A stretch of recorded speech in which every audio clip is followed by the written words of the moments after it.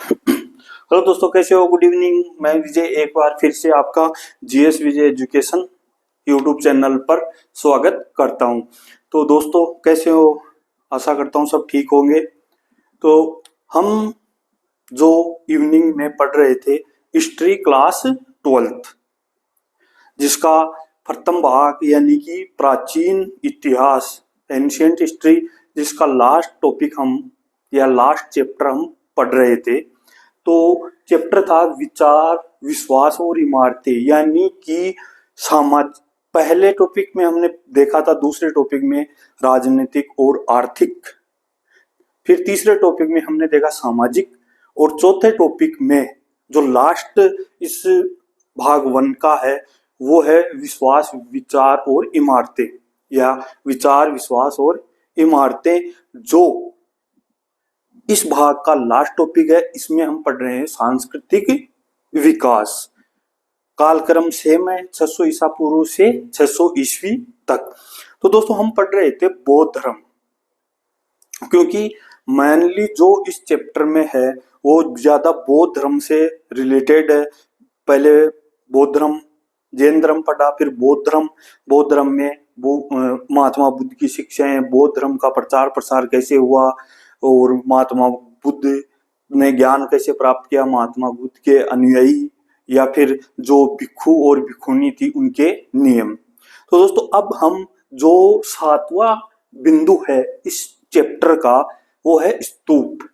तो मेनली स्तूप भी बौद्ध धर्म पर ही आधारित है, यानी कि जो बौद्ध धर्म ही अभी हम पढ़ रहे हैं, बौद्ध धर्म का मतलब बौद्ध धर्म समाप्ति की ओर है, यानी कि ये चैप्टर लगभग 70% बौद्ध धर्म पर ही आधारित है। तो दोस्तों, अब हम देखेंगे स्तूप क्या होता है, यानी कि स्तूप। हमने पहला देखा था शुरुआत में, जब हमने किया था सांची के स्तूप से। तो अब हम देखेंगे कि स्तूप होता क्या है। तो दोस्तों, बौद्ध धर्म और व्यवहार, यानी बौद्ध आदर्श और व्यवहार, तो ब्राह्मण, जैन तथा अन्य परंपराओं से संवाद और तर्क वितर्क की प्रक्रिया से उभरे। यानी कि बौद्ध धर्म, तो हमने पहले भी खूब चर्चा की कि बौद्ध धर्म अस्तित्व में क्यों आया। क्योंकि जो ब्राह्मण वाद था या ब्राह्मणीय ग्रंथ थे, उनमें कर्मकांड पर अधिक जोर देने लग गए, ऊंच नीच का उनमें भेदभाव था। इस वजह से बौद्ध धर्म अस्तित्व में आया। तो मेन चीज ये है कि बौद्ध धर्म, एक तो बौद्ध धर्म संवाद और एक तर्क वितर्क, ये दो मेन इसके बिंदु हैं। तो जो बौद्ध आदर्श और व्यवहार था वो संवाद और तर्क वितर्क, किससे? ब्राह्मण, जैन और अन्य परंपराओं से तर्क वितर्क करके प्रक्रिया से उभरे। तो बौद्ध आदर्श और व्यवहार किससे उभरे थे? ब्राह्मण, जैन और अन्य परंपराओं से संवाद और तर्क की प्रक्रिया से। अब कई परंपराओं, विचार और आचार ग्रंथों में नहीं लिखे गए। तो दोस्तों, यहाँ पर हमने पहले चर्चा की थी कि बौद्ध भगवान बुद्ध के जीवन काल में किसी भी ग्रंथ की रचना नहीं हुई थी। तो जो रचनाएं हुई थी वो बुद्ध के निर्वाण प्राप्ति के बाद ही जो रचनाएं हुई थी वो त्रिपिटक, जो हमने पहले पढ़ा था, के माध्यम से रचा गया था। और उस समय जब बुद्ध के समय साहित्य की रचना नहीं हुई, तो बाद में कैसे हुई? तो बाद में एक तो है संवाद, यानी कि बौद्ध ग्रंथ में जो शैली है या फिर जिस प्रक्रिया से शामिल किया गया वो संवाद और तर्क वितर्क। तो हमने देखा था ज्यादातर जो ग्रंथ आ रहे हैं उनमें संवाद या तर्क वितर्क देखा था। और फिर है कहानियों के आधार पर, यानी कि जो जातक ग्रंथ हैं या फिर बौद्ध धर्म के अधिकांश ग्रंथ हैं वो कहानियों पर आधारित हैं। जो पहले बुद्ध के समय प्रचलित जो कहानियां थी उनको ही लिपिबद्ध किया गया है। तो ये है फिर है चैत्य क्या होते हैं, यानी कि स्तूप से पहले है चैत्य। तो इसको समझने की कोशिश करना दोस्तों। शवदाह के बाद शरीर के कुछ अवशेष टीलों पर सुरक्षित रख दिए जाते थे। अंतिम संस्कार से जुड़े ये टीले चैत्य कहलाते थे। यानी कि शवदाह यानी कि अंतिम संस्कार करने के बाद में शरीर के कुछ अवशेष, यानी कि शरीर के कुछ अवशेष बच जाते थे, उनको टीलों पर सुरक्षित रख दिया जाता था और अंतिम संस्कार से जुड़े ये टीले चैत्य कहलाते थे। अब इसको हम कनेक्ट करते हैं वर्तमान में या हम पर। जैसे ही हमारे किसी की मृत्यु होती है तो उसका दाह संस्कार करते हैं, फिर वहां से फूल चुनते हैं। तीसरे के दिन फूल चुनना, फिर उनको हम गंगा में विसर्जित करते हैं। तो इसमें भी वही है, शवदाह के बाद यानी कि शव का अंतिम संस्कार करने के बाद कुछ जो अवशेष शरीर में, जैसे कुछ हड्डियां हैं, दांत वगैरह हैं, कुछ अवशेष बच जाते थे, उनको सुरक्षित टीले में रख दिए जाते थे। तो पहली चीज तो इसमें यह ध्यान रखना, जो चैत्य हैं वो अंतिम संस्कार की प्रक्रिया से जुड़े हुए हैं। यानी कि जो चैत्य एक स्थल ही है, धार्मिक स्थल ही है, जो किससे संबंधित है, अंतिम संस्कार से संबंधित है। अब बौद्ध साहित्य में कई चैत्यों का वर्णन मिलता है। वेरी वेरी इंपोर्टेंट था, लेकिन ये वेरी वेरी इंपोर्टेंट है। क्यों? बौद्ध साहित्य में कई चैत्यों का वर्णन मिलता है। तो पहला है लुम्बिनी। यहाँ पर जो चैत्य है वो किस पर आधारित है? बुद्ध के जन्म, यानी कि बुद्ध का जन्म कहाँ हुआ था? लुम्बिनी में। तो लुम्बिनी में जहां बुद्ध का जन्म हुआ था वो प्रसिद्ध है। फिर दूसरा है जहां पर महात्मा बुद्ध को ज्ञान प्राप्त हुआ था, वो स्थल क्या है? बोध गया। ये बौद्ध साहित्य में इनका वर्णन मिलता है। और एक डायरेक्टली क्वेश्चन भी हमारे सामने आ सकता है कि बुद्ध जहां जन्मे थे, कहां पर जन्म हुआ था? बोध गया में। फिर कहां पर उनके ज्ञान की प्राप्ति हुई थी? जन्म लुम्बिनी में हुआ था, ज्ञान की प्राप्ति कहां हुई थी? बोध गया में। और प्रथम उपदेश कहां दिया था? सारनाथ में। और निर्वाण की प्राप्ति कहां हुई थी? कुशीनगर में। तो दोस्तों ये है निबान, इसको ध्यान में रखना। ये पाली भाषा का शब्द है और इसका अर्थ है निर्वाण, यानी कि बुझ जाना या फिर मतलब मृत्यु से संबंधित है। तो निबान अपने किताब में जो वर्ड दिया है वो निबान है और इसको निर्वाण कहते हैं, तो कंफ्यूज होने की जरूरत नहीं है। तो ये चार स्थल थे मैन, एक जन्म से संबंधित, एक ज्ञान प्राप्ति से संबंधित, एक प्रथम उपदेश दिया था और एक है निर्वाण या निबान प्राप्त किया था। तो इन चार जगह पर बौद्ध साहित्य में इन चैत्यों का वर्णन है। तो ये सभी जगह पवित्र स्थल बन गई, यानी कि ये जो जगह थी वो पहले एक चैत्य था, लेकिन ये महात्मा बुद्ध से संबंधित होने के कारण ये स्थल बहुत पवित्र बन गए। यानी कि पहले भी कुछ स्थल ऐसे थे जो अपने किसी न किसी कारण से पवित्र या फिर अविस्मरणीय, क्योंकि जहां पर कहीं जगह पर प्राकृतिक सौंदर्य और कुछ आकर्षक जगह पहले प्रसिद्ध थी।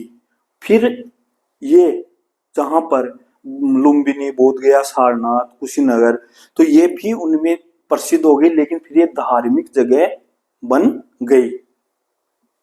फिर है बुद्ध के जन्म के 200 वर्ष बाद में, यानी कि बुद्ध के जन्म के 200 वर्ष बाद में सम्राट अशोक कौन से वंश का था? मौर्य वंश का, ने लुम्बिनी की अपनी यात्रा को याद में एक स्तंभ का निर्माण करवाया। कब की थी बुद्ध ने बोध गया की, मतलब लुम्बिनी की यात्रा? पहले कलिंग युद्ध के बाद में जब अशोक का हृदय परिवर्तन हुआ और उसने बौद्ध धर्म को संरक्षण दिया, उसका प्रचार प्रसार किया, तो उसके बाद में यानी कि बुद्ध के जन्म के बाद 200 वर्ष बाद में अशोक ने लुम्बिनी में एक स्तंभ का निर्माण करवाया। अब है स्तूप क्या है।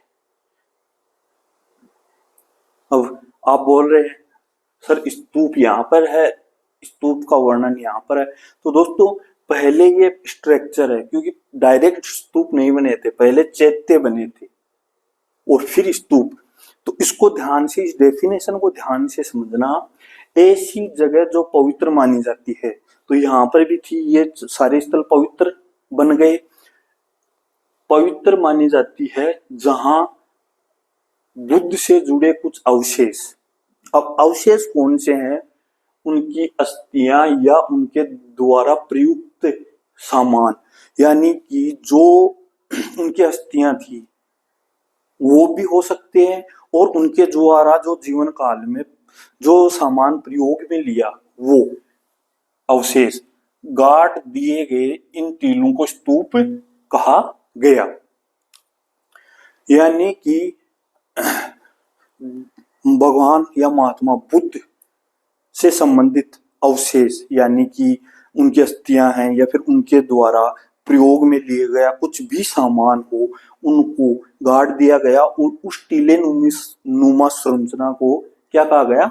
स्तूप कहा गया। तो समझ में आया स्तूप क्या होता है। फिर है, ये था स्तूप। अब इसके बारे में, स्तूप क्यों बनाए जाते थे, स्तूप कैसे बनाए गए, स्तूप की खोज, ये हम कल के वीडियो में देखेंगे। अब है बौद्ध धर्म से संबंधित अन्य महत्वपूर्ण तथ्य, जो आप एक हिस्ट्री के स्टूडेंट हो तो आपको वो जानना बहुत जरूरी है। 4 स्थल, 1 2 3 4 5 6 7 8 9 10 11 12 13 14, ये 14 स्थल मैंने क्यों लिखे हैं? वो तो मैन चैत्य के रूप में है, लेकिन दोस्तों यहाँ पर एक महत्वपूर्ण बड़ा क्वेश्चन, निबंधात्मक क्वेश्चन बनने की संभावना है, जो मैप आधारित यानी कि मानचित्र आधारित क्वेश्चन जो आता है, उसमें उसके लिए बहुत महत्वपूर्ण है। क्योंकि 3 भाग है भारतीय इतिहास के, कुछ विषय, भाग 1, भाग 2 और भाग 3। तो तीनों भाग में से किसी में भी मानचित्र का क्वेश्चन जो निबंधात्मक क्वेश्चन में आता है, वो एग्जामिनर एग्जाम में पुटअप कर सकता है। तो ये स्थल महत्वपूर्ण है। 4 ये हैं। तो आपके लिए एक क्वेश्चन है, अगर वास्तव में आप ईमानदारी से तैयारी कर रहे हैं तो इन 4 जो स्थल हैं, लुम्बिनी, बोधगया, सारनाथ और कुशीनगर, ये वर्तमान में किस राज्य में हैं? आप कमेंट करके बताओगी। यानी कि एक क्वेश्चन है आपके लिए, चारों स्थान कहां पर है। जो स्टूडेंट वाकई टॉपर है या टॉपर बनने की कोशिश करता है, वो जरूर इसका आंसर देगा। तो देखो, श्रावस्ती है, ये है यूपी में, यानी कि उत्तर प्रदेश में। ये प्राचीन कौशल की राजधानी थी। तो एक माइंड में डायग्राम बन जाएगा कि भारत के मानचित्र में, अगर मान लो सपोज लो यही क्वेश्चन आ गया, इसमें से 5 4 या 2 6 7 स्थान दे दिए कि आपको ये स्थान मानचित्र में बनने हैं, तो जो श्रावस्ती दे दिया, और ये मैप आप हमारी बुक में भी दे रखा है, तो श्रावस्ती कहां पर है, तो माइंड में एक क्लिक हो जाएगा कि यूपी में है। तो हम उस जगह पर, मैप में उस जगह पर पूछेंगे जहां पर यूपी है। तो श्रावस्ती कहां पर है? यूपी में। और सांची एमपी में, जो भोपाल से उत्तर पूर्व दिशा में है। नासिक, अजंता, कार्ले, जुन्नूर, ये कहां पर है? ये महाराष्ट्र में है। ये बौद्धकालीन गुफाएं हैं, जो अपनी मानचित्र शैली के लिए जो चित्रकारी के लिए सॉरी प्रसिद्ध हैं। तो अगर इनमें से कोई क्वेश्चन पूछे या मानचित्र मैप में बनवाए तो माइंड में फट क्लिक हो जाएगा कि इन स्थान 4 स्थानों के लिए हम महाराष्ट्र को मैप में देखेंगे। फिर है अमरावती। अमरावती कहाँ पर है? आंध्र प्रदेश में। जो विभाजन के बाद में आंध्र प्रदेश का जो विभाजन हुआ उसकी अमरावती को आंध्र प्रदेश की राजधानी बनाने की घोषणा की गई थी और हैदराबाद को तेलंगाना। अब है अगला है नागा अर्जुन कोंडा। ये स्थल कहाँ पर है? तेलंगाना में। फिर यह संभवतः अशोक के समय बनाया गया था, एक संभावना जताई जाती है। फिर है भरहूत का स्तूप कहाँ पर है? एमपी में। और बारबर की पहाड़ियां कहाँ पर हैं? बिहार में। तो ये मैन स्थल थे। स्थल बहुत हैं, बौद्ध धर्म से संबंधित या बौद्धकालीन। गंधार में भी हैं, नालंदा है, कई जगह पर हैं, लेकिन ये स्थल अपने बुक में मैप में दे रखे हैं। तो इन स्थलों को आपको दिमाग में मैप को बैठाना है और मैं कोशिश करूंगा कि जितने भी मैप वाले क्वेश्चन बन सकते हैं वो आपको जैसे ही सिलेबस कंप्लीट हो जाए उसके बाद में प्रैक्टिस करवाऊंगा। तो आप ध्यान रखना कि मैप वाला 4 नंबर का क्वेश्चन आता है। तो ये हो गए आपके लिए क्वेश्चन है। जो वीडियो ईमानदारी से देखते हैं या फिर जो इंटेलिजेंट स्टूडेंट है या फिर इंटेलिजेंट बनना चाहते हैं वो जरूर इन 4 का आंसर देंगे। फिर है महापरिनिब्बाण क्या है? महापरिनिब्बाण यानी कि निब्बाण मतलब निर्वाण। ये बौद्ध ग्रंथ है। क्या है? महापरिनिब्बाण बौद्ध ग्रंथ है। किसका भाग है? सुत्त पिटक का भाग है। और इसमें क्या है? स्तूप क्यों बनाए जाते थे इसका वर्णन मिलता है। ये आउट ऑफ सिलेबस नहीं है, ये अपनी किताब में ही इंडेक्स में दे रखा है। तो इनमें ग्रंथों में सबसे बड़ी क्या खासियत आपको दिखी कि हमें ग्रंथ से याद करने के साथ साथ हमें यह भी याद करना पड़ेगा कि ग्रंथ किस पिटक का हिस्सा था। तो महापरिनिब्बाण का बौद्ध ग्रंथ है, सूत पिटक का हिस्सा है। और इसमें क्या वर्णन है? किताब बुक के अकॉर्डिंग, एनसीईआरटी की बुक के अकॉर्डिंग स्तूप क्यों बनाए जाते थे। फिर है तथागत। एक वर्ड आता है तथागत, ये बुद्ध का दूसरा नाम है। जब बुद्ध को ज्ञान प्राप्ति हो गई थी उसके बाद में ये नाम भी बुद्ध को संबोधित किया जाता था। अब है 3 वर्ड हैं जो बेसिक हैं हिस्ट्री बौद्ध धर्म के बेसिक वर्ड हैं। तो ध्यान रखना, महाअभिनिष्क्रमण। महाअभिनिष्क्रमण किसको बोला जाता था? तो बुद्ध द्वारा गृह त्याग की घटना को क्या कहता है? परिनिष्क्रमण। समझ में आया? फिर है धर्म चक्र परिवर्तन। तो बुद्ध द्वारा दिया गया प्रथम उपदेश कहां पर? सारनाथ में। किस नाम से पहला जो उपदेश था उसको क्या कहते हैं? धर्म चक्र परिवर्तन। तो दोस्तों इसमें क्या है कि बुद्ध के जो 5 और साथी थे वो बुद्ध को किसी कारणवश छोड़ के चले गए कि आपसे ये नहीं हो पाएगा। और जैसे ये तपस्या कर रहे थे साथ में, तो बुद्ध को बोल के चले गए आपसे कुछ नहीं होगा और इनको छोड़ के चले गए। जब बुद्ध को ज्ञान की प्राप्ति हुई तो जो प्रथम उपदेश था सारनाथ में सॉरी, तो ये उन्हीं से को दिया गया जो बुद्ध को छोड़ के चले गए थे।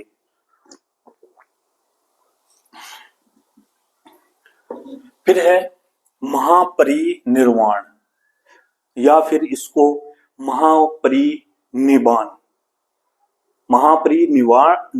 निर्वाण या महापरिनिब्बाण, तो ये बुद्ध की मृत्यु से संबंधित था। तो एक वर्ड हो गया महाअभिनिष्क्रमण बुद्ध के द्वारा गृह त्याग से। दूसरा हो गया धर्म चक्र परिवर्तन बुद्ध के प्रथम उपदेश से जो सारनाथ में था दिया था। और तीसरा है महापरिनिर्वाण, जो बुद्ध की मृत्यु से संबंधित था और कहां पर है,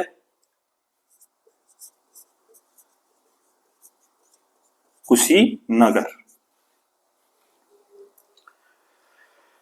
क्लियर दोस्तों। अब एक वर्ड है संबोधि।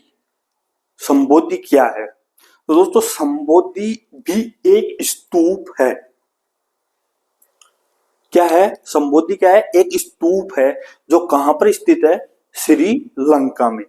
तो ये वर्ड इसलिए इंपॉर्टेंट यहां पर मैंने डाला है क्योंकि हम पढ़ रहे हैं स्तूप, और संबोधि भी क्या है? एक स्तूप है जो कहां पर है? श्रीलंका में अवस्थित है। फिर एक हमने जब महाजनपद पढ़ रहे थे उस समय आया था कि प्रारंभिक बौद्ध ग्रंथों में 16 महाजनपदों का उल्लेख मिलता है, और ये एक कॉमन क्वेश्चन है जो चाहे कंपटीशन एग्जाम हो या फिर बोर्ड के एग्जाम हो, चाहे वो आरबीएससी हो या फिर सीबीएसई हो, जहां जहां पर एनसीईआरटी सिलेबस लागू है जिस जिस स्टेट में, वहां पर सबके लिए कॉमन है कि 16 महाजनपदों का उल्लेख किस बौद्ध ग्रंथ में मिलता है? तो वो है अंगुत्तर निकाय। लेकिन दोस्तों यहां तक तो बिल्कुल कॉमन क्वेश्चन है। अब इस क्वेश्चन का लेवल हाई कहां हो जाता है कि अंगुत्तर निकाय किस पिटक का भाग है? तो मैं बार बार कह रहा हूं कि यहां पर जो बौद्ध ग्रंथ हैं उनको याद करना उतना, उन ग्रंथों को याद करना भी महत्वपूर्ण है, लेकिन उससे महत्वपूर्ण क्या है कि जो ग्रंथ है वो किस पिटक का भाग है। महापरिनिर्वाण बौद्ध ग्रंथ है वो सुत्त पिटक का भाग है, और ये भी अंगुत्तर निकाय का किसका भाग है? सुत्त पिटक का ही भाग है।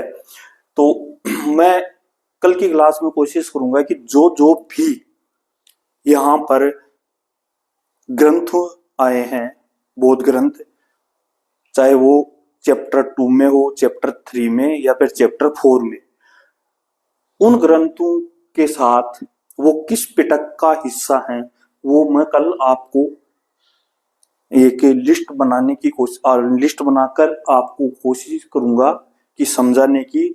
और नोट्स में तो मैं स्पेशली मैंने डाल दिए हैं, ये सब वर्ड हैं या फिर बौद्ध धर्म के 4 सत्य हैं, जो जो भी महत्वपूर्ण बौद्ध धर्म के बेसिक स्ट्रक्चर है वो सब मैंने नोट्स में डाल दिए हैं।